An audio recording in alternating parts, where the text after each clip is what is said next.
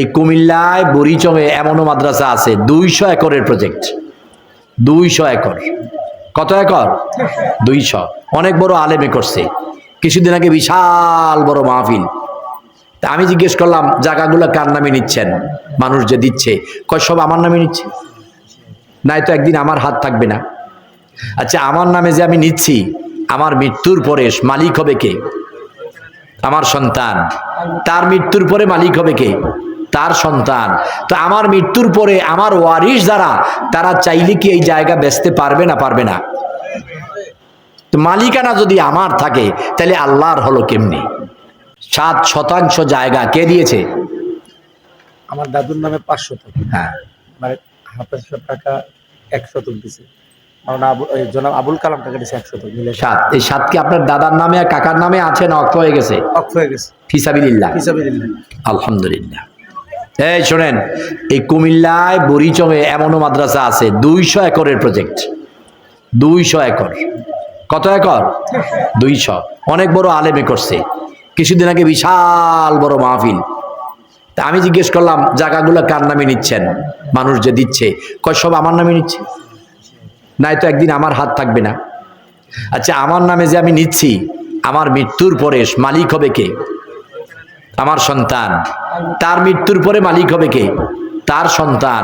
তো আমার মৃত্যুর পরে আমার ওয়ারিশ যারা, তারা চাইলে কি এই জায়গা বেচতে পারবে না? পারবে না। তো মালিকানা যদি আমার থাকে তাহলে আল্লাহর হলো কেমনি? এজন্য আমি প্রথমেই জিজ্ঞেস করেছি, ভাইরে মাদ্রাসা যে করছেন এটা কি ব্যবসায়ী মাদ্রাসা না আল্লাহর হস্তে? কয় হুজুর আল্লাহর হস্তে। তাহলে জায়গা? কয় হুজুর 7 শতক ওয়াকফ। তাহলে ওনার দাদা, ওনার চাচা আরেকজন লোক 7% জায়গা আল্লাহর হস্তে ওয়াকফ দিয়েছেন। কার জন্যে? আল্লাহর জন্যে। এমন কোনো শর্ত নাই যে মাদ্রাসা ওনারাই চালাবে আর কেউ পারবে না। দ্বীনি মাদ্রাসা, দ্বীনি প্রতিষ্ঠান। তাহলে আপনারা নাগাইশের এমন সম্পদওয়ালা, এমন টাকাওয়ালা আর মানুষ আছে না নাই? কথা বলেন, আছে কি নাই? তাহলে আপনাদের সহযোগিতার হাত যদি বাড়াইয়া দেন তো এই 7 শতকের মধ্যে 7 তলা বিল্ডিং হয়ে যাবে। হবে না? এখান থেকে মুফাসসির বের হবে, মুহাদ্দিস বের হবে। এই যে হাফেজগুলা, 2টা হাফেজ যদি এখন লেখাপড়া আর না পড়ে তাহলে এরা সমাজের জন্য বিপদ, জাতির জন্য বিপদ। বলবেন হুজুর এত বড় কথাটা বললেন।